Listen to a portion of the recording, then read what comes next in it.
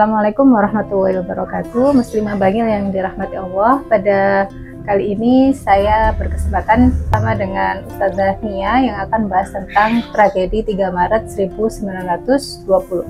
Nah, Ustazah, bagaimana kemudian kejadian dari 3 Maret ini? Apa yang sebenarnya sesungguhnya terjadi dengan 3 Maret 1924? Boleh dijelaskan, Ustazah? Terima kasih. Bismillahirrahmanirrahim.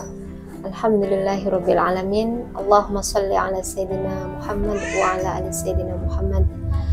Sahabat muslimah Bangil yang dirahmati Allah, tanggal 3 Maret 1924 Masehi adalah gerbang yang memilukan, yang memasukkan kaum muslimin ke lembah yang penuh kesengsaraan. Karena pada tanggal itu runtuhlah institusi yang menaungi kaum muslimin, yakni khilafah. Peristiwa itu terjadi, kaum muslimin itu di bawah kekuasaan Bani Utsmaniyah di Turki. Bani Utsmaniyah ini berkuasa di Turki sejak 1299 Masehi, gitu ya. Kemudian diruntuhkan oleh seorang antek Inggris ya yang berkebangsaan Yahudi, yakni Mustafa Kemal.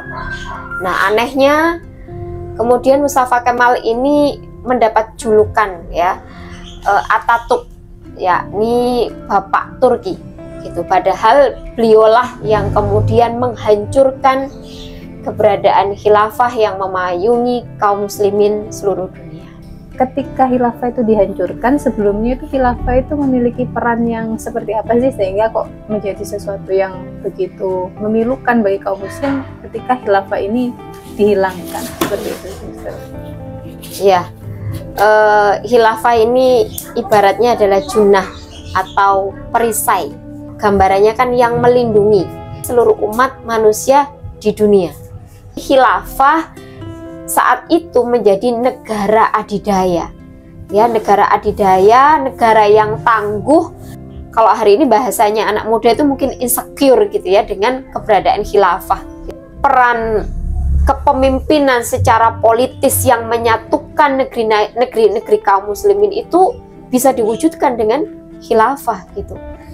Ya, kesejahteraan kaum muslimin itu terjamin, ya. Pendidikan diatur dengan sistem Islam, ya, di mana bisa melahirkan generasi yang memiliki kekokohan akidah dan kemudian penguasaan sains dan teknologi yang luar biasa gitu. Pada masanya ketika khilafah itu di puncak kejayaannya, ya, misalnya di masa Abbasiyah, itu ilmu pengetahuan itu luar biasa begitu. Di sana terlahir generasi-generasi yang sampai hari ini jasanya itu masih dirasakan gitu.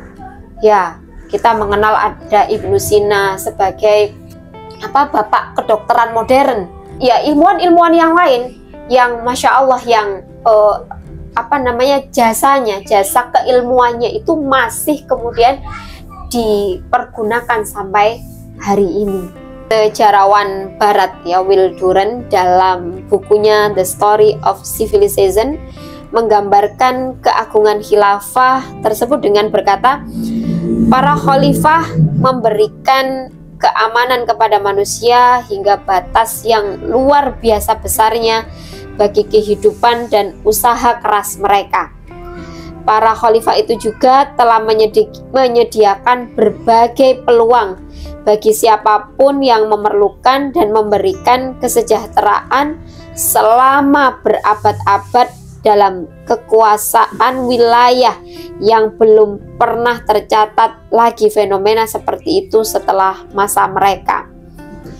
Kegigihan dan kerja keras mereka menjadikan pendidikan menyebar luas sehingga berbagai ilmu, sastra, falsafah dan seni mengalami kejayaan yang luar biasa yang menjadikan Asia Barat sebagai bagian dunia yang paling maju peradabannya selama 5 abad.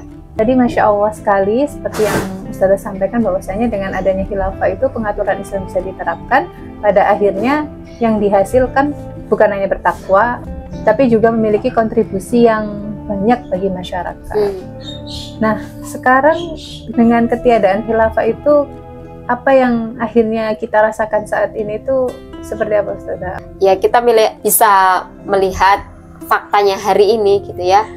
Ketika khilafah ya sebagai junnah kaum muslimin ini tidak ada, umat Islam tercerai-berai ya, terbagi-bagi, terkotak-kotak dalam sekat-sekat negara, bangsa, seolah-olah sulit untuk dipersatukan, kan begitu. Kalau bahasanya orang Bangil itu nafsi-nafsi begitu ya.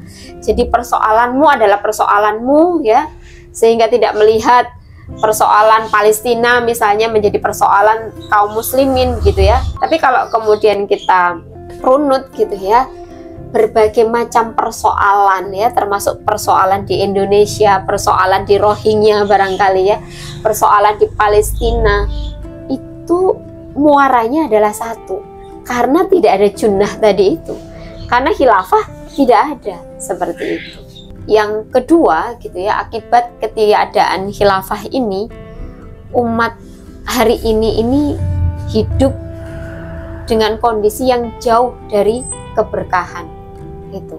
Kenapa? Karena mereka tidak lagi menggunakan aturan yang berasal dari Sang Pencipta dunia hari ini, pencipta alam semesta gitu ya. Allah Subhanahu wa taala misalnya berfirman, A'udzubillahi minasyaitonirrajim, wa man a'rada an dzikri fa innalahu ma'isyatan dzonka wa nahsuruhu yaumal qiyamati a'ma. Ya. Barang siapa yang berpaling dari peringatanku, ya hari ini kan umat banyak yang berpaling nih, nggak mau pakai aturannya Allah gitu ya, tetapi menggunakan aturan buatan manusia. Ya, kapitalisme, demokrasi, itu adalah aturan yang dibuat oleh manusia.